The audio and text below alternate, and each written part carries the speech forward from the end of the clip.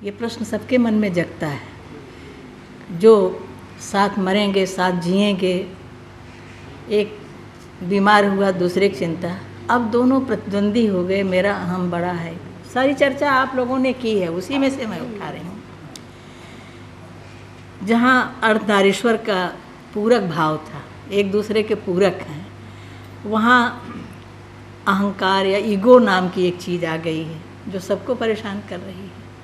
ये ईगो क्या है, कहाँ से आया? ये वातावरण का प्रभाव है।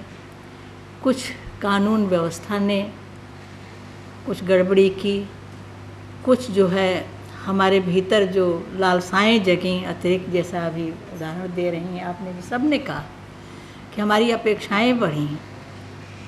पहले जैसे आप कह रही थी ना कि उतरन बच्चों को पहनाई जाती थी, आज यूज़ एंड थ्रो का ज़माना है। एक बार यूज़ किया उसके बाद नहीं पहनेंगे, बड़े बच्चे का छोटा नहीं पहनेगा। मैं गौतम बुद्ध का एक उदाहरण मैंने सुना था, मैं सिखाती हूँ बच्चों को, लेकिन कोई नहीं सुनता। गौतम बुद्ध का चीवर फट गया तो उनके शिष्य ने उसको उठा के फेंक दिया। तो उन्होंने पूछा कहाँ गया मेरा चीवर? तो उन्होंने कहा कि तो फेंक दिया, फट गया था। तो उन्होंने कहा फट गया तो उसका गमछा बन जाता। फिर गमछा फटा, फिर फेंका तो फिर क्या, रुमाल बन जाती। फिर उन्होंने कहा कि रुमाल भी फट गई, फेंक दिया। तो उन्होंने कहा कि तो उसकी बत्तियां बन जाती जो दीपक में जलती हैं। ये भारत की संस्कृति थी जहाँ हर वस्तु जो है निरी वस्तु नहीं थी। यहाँ सिल, लोढ़ा, सूप, चलनी सब पूजे जाते थे, क्योंकि उस सब में एक आत्मा मानी जाती थी, सब में जो है ईश्वर है माना जाता था। इसीलिए शादी विवाह में संस्कारों की बात हुई, सूप से परछा जाता था, सूप जैसा स्वभाव मिले तुम्हें। हम संस्कारों को करते तो रहे, लेकिन उसका अर्थ बताना भूल गए। पंडित जी मंत्र पढ़ रहे हैं, सप्तपदी के मंत्र पढ़ दिए गए, बच्चे सो रहे हैं, जग रहे हैं। पहले बचपन में सोते ही थे, अब जगते हुए भी सो रहे हैं कि वो समझ नहीं पाए सप्तपदी का अर्थ क्या है। पत्थर रखा जाता था मजाक मजाक में, वर से कहा जाता था कि इसको हटा, ये तुम्हारे देवता हैं, इनकी पूजा करो। और यहाँ सिखा के भेजा जाता था कि तुम उसको पैर से हटा देना। समझ में नहीं आता था इसका मतलब क्या है। बाद में समझ में आया जब कि वो पत्थर तुम्हारी पत्नी के रास्ते में जो भी बाधा आवे उसको तुम हटाओ। अब ये बताने की ज़रूरत थी। ध्रुव तारे का दर्शन क्यों किया जाता था, कराया जाता था? लोग कहते सबको ढोंग मांगने लगे, इसलिए कि उस तरह अटल रहे तुम्हारा विश्वास, एक दूसरे के प्रति अटल रहे, तुम्हारा सौभाग्य अटल रहे, तुम्हारा एक दूसरे के प्रति जो प्रेम है वो अटल रहे, इसलिए होता था। परिवार देने से बनते थे। बचपन से हम लोगों को प्रसाद बांट के तब खाओ। कोई भी चीज़ आती थी, छोटे भाई बहन है, गांव के बच्चे, हमारे पिताजी कहते थे कि इतना सा, मेरी सास भी कहती थी कि घाटी तर गए माटी हुई गए, बड़े भंडार से भेंटे न हुए। एक कहावत कहती थी कि खा लिया आपने, मिट्टी हो गया अंदर जाके, बड़े भंडार से भेंट नहीं हुई। तो जो है उसी में से सबको बांट के खाओ। ये हमने बताना छोड़ दिया बच्चों को। अगर बता भी रहे हैं, बच्चे सुन नहीं रहे हैं, उनके पास समय नहीं है। और आज के अभिभावक, नए माता पिता बताना भी नहीं चाह रहे हैं। उनके लिए जो उनके बुजुर्ग कहते हैं वो सब दकियानूसी हो गया है। आज के युग में, आज की सभ्यता ने वो सारे जो हमारे संस्कार थे उनकी ओर से आंखें फेर लीं। वैवाहिक जीवन तनाव भरा इसीलिए हो गया। संयुक्त परिवार से एकल परिवार हुआ। एकल परिवार में भी अब सुखी नहीं गए, उसमें भी टूटन है, जिसका उदाहरण सबने दिया। पति पत्नी और बच्चे साथ रह रहे हैं, लेकिन वो भी एक दूसरे से संवाद खत्म हो गया। बच्चे अपने माता पिता से बात नहीं कर पा रहे हैं, उनसे मिल नहीं पा रहे हैं। इतना भाग दौड़ है ज़िंदगी में, स्वाभाविक है, इसमें किसी की गलती नहीं है। आज की मांग है, महंगाई के कारण या अपनी व्यक्तिगत इच्छाओं के कारण भी। तो बच्चे कहाँ से सीखें, उनको हम क्यों दोष दें? प्रेम विवाह अब स्वीकृति पा चुका है, पहले उसके लिए संघर्ष करना पड़ता था। अब सब लोग समझदार हो गए हैं, चाहे अंतर्जातीय विवाह हो या देश विदेश में कहीं से भी विवाह कर लो, अब माता पिता विरोध नहीं करें, अगर कर भी रहे कोई सुन नहीं रहा है, इसलिए वो चुप हो गए हैं। तो ये भी अब जो 7 जन्मों का नाता था, वो जो एक निष्ठ प्रेम था और जो समर्पण भाव था, वह अब दकियानूसी माना जाने लगा। आज की लड़कियां कहती हैं गए क्या, जो है एक से मन नहीं भर रहा है आज की पीढ़ी का, जो दिशा भ्रमित हो गई है। जो अच्छे संस्कार वाले हैं बच्चे वो मान रहे हैं उसको। वर्जनाएँ टूटी हैं, बहुत सारी वर्जनाएँ जो थीं, ऐसा नहीं करो ऐसा नहीं, वो सारी वर्जनाएँ टूट गई हैं। फिर भी स्वतंत्र होके भी कोई सुखी क्यों नहीं है, क्योंकि हमारी लालसाएँ इतनी बढ़ती जा रही हैं। विवाह जो होता था पहले एक स्त्री और पुरुष का ही नहीं होता था, 2 कुल का, 2 परिवार का, 2 कुटुंब का जुड़ना होता था। लावा मिलाया जाता था, वहाँ का लावा यहाँ का लावा, ये प्रतीक था कि 2 कुल एक हो रहे हैं। जितनी प्रजा थी उनको बुलाया जाता था, किसी के बिना संस्कार कोई पूरा नहीं होता था। जो एक ही दर्जी आएगा वही जामा पहनाएगा। तो इस तरह से जो है एक समाज की जो समरसता थी वो भी थी, और हम समझते थे हमारे बच्चे कि ये भी हमारे अपने हैं, ये हमारे नौकर और मालिक का भाव नहीं था। छुआछूत जरूर थी, मानते थे कि ये छोटी जात का है बड़ी जात का है, लेकिन एक दूसरे के शादी ब्याह में, एक दूसरे के सुख दुख में जो संपन्न थे वो उसकी पूरी मदद करते थे। वो हम दूरियां तो हुई, जात प्रथा मिटी, छुआछूत का भेद खत्म हुआ, लेकिन मन दूर हो गए, हम एक दूसरे से नफरत करने लगे। ये सब क्यों हुआ? ये सब फिर से प्रश्न सारे फिर से तलाशने की जरूरत है। युवतियां विवाह नहीं करना चाह रही, युवक भी नहीं करना चाह रहे हैं, कहते हैं विवाह झंझट का काम है। पहले था कि पितृ ऋण से उऋण होने के लिए कई ऋण हमारे पास हमारे पूर्वजों ने बताए थे। ऋषि ऋण होता है, हम विद्या दान करें तो ऋषि ऋण से, और पितृ ऋण है, माता पिता के ऋण चुकाने के लिए हम विवाह करें, हम संतान हमारी हो जो समाज का हित करें। गीत गाया जाता है, मैया देव भगीरथ पूत जगत जस गाव, भगीरथ जैसा पुत्र दो जिसका सारा संसार यशगान करे, केवल अपने लिए नहीं। परार्थ भाव जो था इन गीतों में, इन कथाओं में, उससे हम दूर हो गए। बड़ों का आदर करना कम हुआ, आत्मनिर्भर हो गए बच्चे। और उन्हें पेड़ में, जो पेड़ कहता है कि पत्तों से कि तुम हमसे दूर मत जाओ, बहुत बाहर जो आंधी है, तूफान है, झुलस जाओगे, मेरी छाया में रहो। वो कहते हैं हम बंधन में नहीं रहेंगे और उड़ चले। उसके बाद ये भी कहते हैं कि तुम हमारी चिंता न करो, हमारे पीछे मत आना, हम स्वतंत्र हैं, हम आकाश में उड़ सकते हैं, हम कर सकते हैं। ठीक है, आत्मनिर्भर हुए हो, लेकिन जब इतनी दूर चले गए, इतने ऊंचे चले गए कि जमीन दिखनी बंद हो गई, तब वो अकेले हुए। तब उन्हें याद आया कि परिवार क्या होता है। कोरोना काल में आज पति पत्नी है, बच्चे हैं, बीमार हुए। पहले कोई भी बीमार होता था तो पूरा परिवार साथ देता था, आज एकदम अकेले हैं। बीमार हैं, अपने आप ही उठो, खाना बनाओ, चाय करो, चाय करो। नौकरी कर रही हैं, बच्चे आया के हाथों में पल रहे हैं। माता पिता के संरक्षण में बच्चे पढ़ते थे। अभी आज मैं वहाँ हेल्पेज इंडिया का एक कार्यक्रम था, उसमें तमाम वृद्ध सज्जन आए थे। आज अंतर्राष्ट्रीय वृद्ध दिवस है, उसमें यही सब की समस्या है कि अनाथाश्रम, वृद्धाश्रम जो बने हैं उसमें रह रहे हैं, लेकिन फिर भी वो दुखी हैं। उनको, क्योंकि ये भारत की कल्पना नहीं थी वृद्धाश्रम की। यहाँ तो माता पिता घर में पूजे जाते थे, आज जो है वो अपने बच्चों के साथ, जो घर में है चाहे बाहर है, तरस रहे हैं बच्चों से।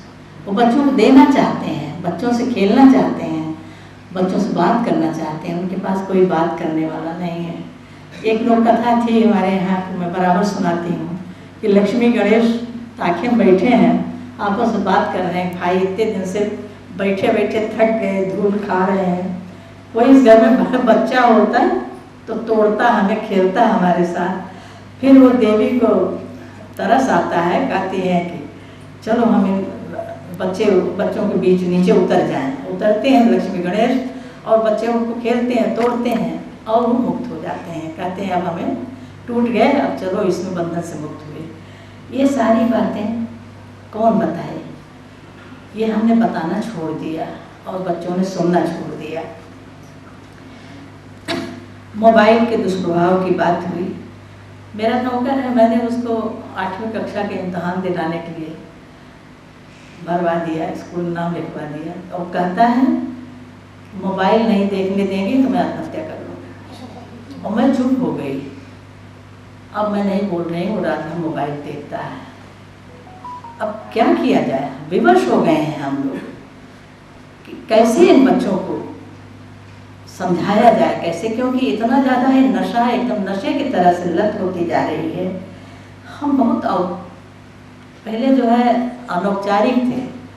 कोई किसी के घर चाहे जब पहुंच जाता था, चाहे नाते रिश्ते का, और रात में 2 बजे कुंडी खटकती थी, भाई उनके रिश्तेदार हैं, उनके यहाँ हैं, उठ के लोग भोजन बनाते थे, खिलाते थे। आज अपने ही बच्चों के घर जाने से पहले आपको फ़ोन करना पड़ता है। बच्चे कहते नहीं आज मत आइएगा, आज हम बिजी हैं।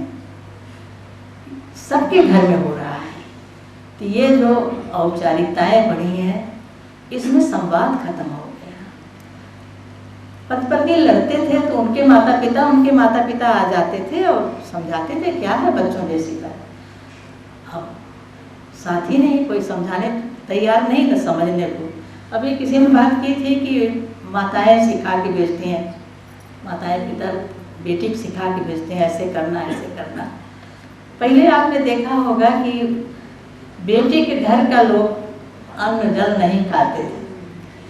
ये किस लिए था? दूर तक सोचिए कि हस्तक्षेप नहीं होगा। जब जनकपुर वाले आते थे, जब अयोध्या में, अयोध्या की हूँ, तो अयोध्या में पानी नहीं पीते थे, तो हम लोगों का गांव पहले था, तो वहाँ रुक के उनका, आज भी एक जनौरा गांव है, तो वहीं पर रुकते थे और वहाँ पर खाना पीना होता था उनका। तो ये पूरा जनकपुर आज भी वो निभा रहा कि अयोध्या में बेटी है, बेटी के आने। इसके पीछे यही था, बेटी का हस्तक्षेप, बेटी के जीवन में हस्तक्षेप नहीं करेंगे। आज खाना बना रही, फ़ोन करके मम्मी क्या बन रहा है, ऐसे तुम्हारे यहाँ क्या बना, तुम्हारी सास ने क्या कहा, ये हस्तक्षेप। और जब पोता या नाती हो जाता था तब खाने लगते थे कि अब नाती का हो गया, बेटी का नहीं है। इसका कारण क्या था? तब तक वो समझदार हो गए हैं, जीवन में एडजस्टमेंट हो गया है। तो ये सारी बातें फिर से जो है, मैं जानती हूँ कि एक बार एक नौकरी पेशा एक लड़की थी, तो बच्चे छोड़ के आती थी, तो आया के साथ, तो आया को देख लिया, किसी ने बताया बच्चे दूध पी जाती है और उसको पानी मिला के उसमें बोतल दे देती, चीनी मिला के। तो वो एकदम ऑफिस से बेहोश हो गई और बड़बड़ाने लगी थी, और देखो मेरा बच्चा भूखा है और आया दूध पी रही। तो ये तनाव, क्योंकि उसे अपने बच्चे की चिंता है, ये तनाव इसलिए आया कि हम परिवार से अलग हो गए। विदेशों में आज बाबा दादी नाना नानी को बुलाया जा रहा है जिनको बच्चा हो रहा है, और निहाल होके जा रहे हैं, और उसके बाद जब काम खत्म हो जाता है तो फिर उनकी कदर नहीं रह जाती कि वापस आ जा रहे हैं। अविश्वास की बात उठी। पहले नाई बारी भी जाके शादी विवाह कर ढूंढ आते थे। सुग्गा के लिए कहा गया कि सुग्गा जाओ मेरी बेटी के बर ढूंढाओ। पंडित जी आए, बताए बाबू साहब ये जो है लड़का है, बहुत अच्छा परिवार है, और जाके देख लो, देख लिया, कर लिया।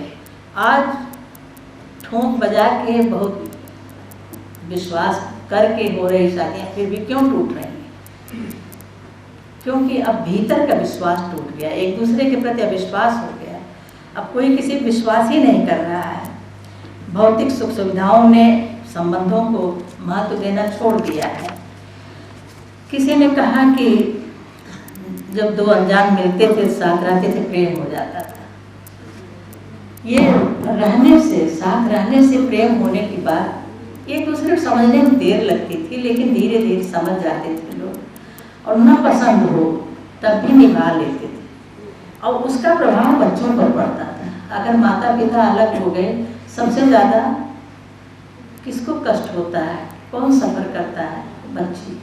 क्योंकि अलग हो गए, उनको माता पिता दोनों का प्रेम चाहिए। तो ये सारी त्रासदी है, इसलिए संवाद जरूरी है और अभिव्यक्ति भी जरूरी है। जो लोग अपनी बात कह लेते हैं, मन हल्का हो जाता है, उनको तनाव नहीं रहता। जिसके हाथ में कलम है वो लिख लेता है, जिसके पास बात करने वाला साथी है। लोग सखी सहेलियों से महिलाएं कह देती थी एक साथ, अब बैठता ही नहीं कोई। कथा कहानी के लिए बहाने लोग बैठते थे साथ में, पूजा होती थी साथ बैठते थे, मौनी डलिया बीनने के लिए पूरी सब मोहल्ले जुटती थी। अब कोई बैठ ही नहीं रहा, किससे कोई सुख दुख कहे? अपनों से कहें वो समझेंगे नहीं, परायों से कहो तो मुँह मुचकाएंगे। इसलिए संवाद जरूरी है। कहते हैं कि एक कथा है कि उसमें उसको पेट उसका खराब हो गया, बहुत बीमार हो गया, तो वैद्य जी ने कहा इसने कोई बात छिपाई है। नाई वाली कहानी आप सबने सुनी होगी। तो ये जाके राजा की सींग थी, उसने देख लिया था, तो वो किसी से पता नहीं सकता था। तो वैद्य जी ने कहा कि जाके किसी पेड़ से कह दे। तो जाके उसने पेड़ से कहा कि सुनो भैया, राजा की तो सींग है। तो पेड़ सूख गया, पेड़ सूख गया, उसको काट के बाजा बना। तो वो संजोग से उन्हीं राजा के यहाँ सब आए नाचने गाने वाले।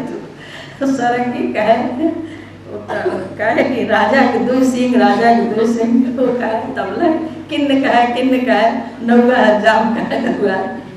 तो राजा ने बुलाया उसको मारने, तो उसने कहा कि हमने किसी से नहीं कहा था, ये पेड़ से कहा था। तो राजा वो समझ में आया, उसने कहा कि ठीक है।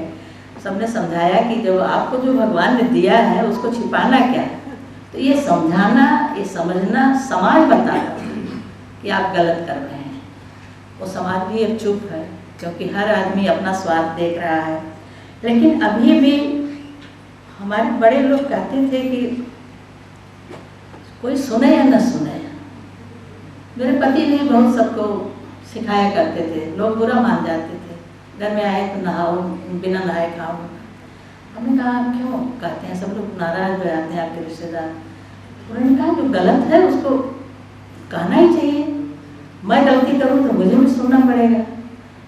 तो ये सब हमारा फर्ज है कि अगर कहीं गलत देख रहे हैं बच्चों को तो उन्हें हम समझाएं, भले ही न करें, लेकिन धीरे धीरे समझाते समझाते बात जो है। आपने कहा था अच्छाइयाँ तलाशें, सब में बुराई में देखें। बहुत अच्छा है। तो अच्छाइयाँ तलाशना कठिन होता है। अच्छाइयाँ वही तलाशता है जो खुद अच्छा होता है।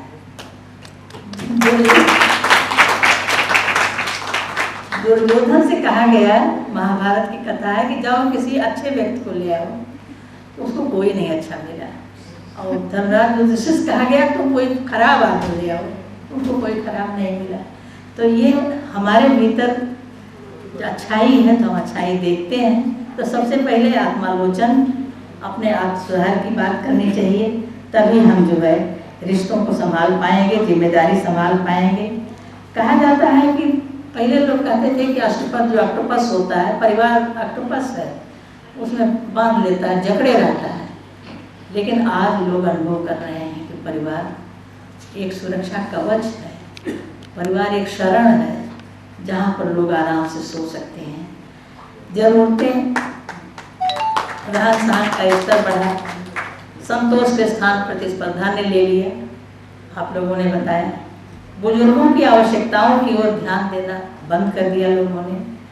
संस्कारों की पाठशाला जो है आज भी जरूरी है। विद्यालयों में जा कर के इस तरह के आयोजन बहुत अच्छा किया आपने कि विद्यार्थियों को बुलाया, छोटे बच्चों को भी बुलाइए, कोई इस तरह का हो, उनको कहानियाँ सुनाइए, उनको गीत सुनाइए, उनको बातें बताइए, तो समझें कि हमारी संस्कृति क्या थी, यहाँ कोई ऊंच नीच नहीं था। है ये सारी बातें फिर से जरूरत। कानून की बात हुई, कानून से समाज नहीं सुधरता। दहेज का कानून बन गया और हत्याएं होने लगी, क्योंकि केवल दहेज का ही कानून नहीं था, उसमें और भी आत्महत्याएं बहुत होने लगी। कानून में बहुत कमियां होती हैं, कानून तोड़ता भी है। अभी भाई बात कर रहे थे सिंधु जी, किसी ने कहा अभी तलाक हो जाना चाहिए, कहाँ जाने कहा। जोड़ना बड़ा कठिन होता है, तोड़ना बहुत आसान होता है। कई लोग परिवार हैं जिन्होंने उनकी माताओं ने मुझसे कहा कि मेरी बेटी बड़े कष्ट में है, तलाक होना चाहिए, बिल्कुल तैयारी में थे, और सारे उनके मित्रों ने कहा कि हाँ तलाक हो जाना चाहिए।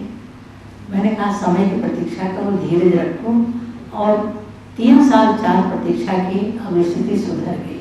अब कोर्ट में भी अब समय देते हैं कि आप फिर से सोच लीजिए। तो इन संबंधों को तोड़ने से अधिक जोड़ने की कोशिश करनी चाहिए। जो अभी शादी न पसंद करने वाली बात किसी ने कही ना, माँ बाप ने शादी कर दी बचपन में, उसी स्त्री ने घर में उनकी खेती इस बारी गाय बछड़ू सब संभाला, उनको पढ़ने के लिए भेजा गया, पूरा घर संभालती रही, उनके माँ बाप को भी संभालती रही। अभी भी गांव में ऐसे उदाहरण हैं, बड़े बड़े साहित्यकारों के नाम नहीं लूँगी, उनकी पत्नी गांव में है, उन्होंने जा करके शहर में दूसरी पत्नी रख, दूसरा नेड़ बना लिया, और वो सिंदूर की लाज रखे, आज भी उनके माँ बाप की सेवा करती रही, अंत तक उनका घर संभालती रही। तो यहाँ दोष किसका है? केवल लड़कियां ही नहीं परेशान हैं, लड़के भी परेशान हैं। आज इतनी बच्चे खुश हो जाएंगे लड़के, नहीं सही बात है, ये बात सही है। सही बात है, क्योंकि ये भी कानून बनना चाहिए कि प्रताड़ित केवल लड़कियां, बहुएं नहीं हो रही हैं, बेटे भी हो रहे हैं। बहू चाहती है कि आप अपने माँ बाप से संबंध तोड़ दीजिए, मेरे माता पिता ही सब कुछ है। बच्चों को सिखाते हैं नाना नानी ही तुम्हारे परिवार हैं, दादा दादी कुछ नहीं आता, संपत्ति उनकी चाहिए, लेकिन और बेटा क्या करे बेचारा, उसको माँ भी प्रिय है, पिता भी प्रिय है, पत्नी भी प्रिय है, वो झेलता है। मेरे पास कल एक लड़के का फोन आया, मैंने कुछ पूछा उससे परिवार के बारे में उसके, तो उसने कहा याद न दिलाइए, मैं अपने मित्रों के साथ नैनीताल आया हूँ और थोड़ा तनाव कम करने के लिए। क्या हुआ? कुछ नहीं, घर में रहने का मन नहीं करता। नौकरी कर रहे हैं, दिन भर बच्चे बाहर रह रहे हैं, क्योंकि घर में रहते हैं तो पत्नी उसकी अपेक्षाएं इतनी हैं। हमारे भाई साहब कहते थे आजकल की लड़कियों को पति नहीं, ऑल इन वन चाहिए, वो प्रेमी भी हो, पति भी हो, ड्राइवर भी हो, कुक भी हो, सब चाहती हैं लड़कियां। तो ये सारी चीज़ें फिर से इस तरह के प्रश्न उठें, और कहा जाता है, बचपन में सुनते थे हम कि ना बहु बरखा ना बहु धूप, और ना बहु बोलता ना बहु चूप। तो इन सब में बड़े संदेश हैं, हमारे सुभाषित जितने हैं उनको याद करें बच्चे, कि उनके पीछे क्या, मौन की भी अपनी भाषा होती है, लेकिन एकदम मौन रहना भी घातक है। तनाव इसलिए हो रहे हैं कि हमने एक दूसरे से सुख दुख बांटना। भाई एक मित्र ऐसा बनाइए जिससे आप हर बात अपनी कर सकें। अपने जीवन साथी से कहिए, नहीं वो सुन रहा है अगर, तो कोई सहेली है, कोई आपका मित्र है, या अपने माता पिता है, तो आपकी समस्याएं दूर हो जाएगी। और भरोसा अगर टूट जाता है तो उसको जमाने के लिए भी बहुत कोशिश करनी पड़ती है। शादी हो गई, सपने बहुत सारे पूरे हुए, बहुत सारे नहीं हुए, लेकिन उन सपनों को पूरा करने के लिए दोनों को मिलकर कोशिश करनी होगी। दोनों एक दूसरे पर विश्वास करें, तभी यह तनाव हटेगा। और सबसे बड़ी बात है, परिवार के बीच रहना सीखें, परिवार का महत्व समझें। आप लोगों ने इतनी देर सुना, मैंने आप लोगों की ही बातों को अपने शब्दों में कहने की कोशिश की, बहुत अच्छा लगा।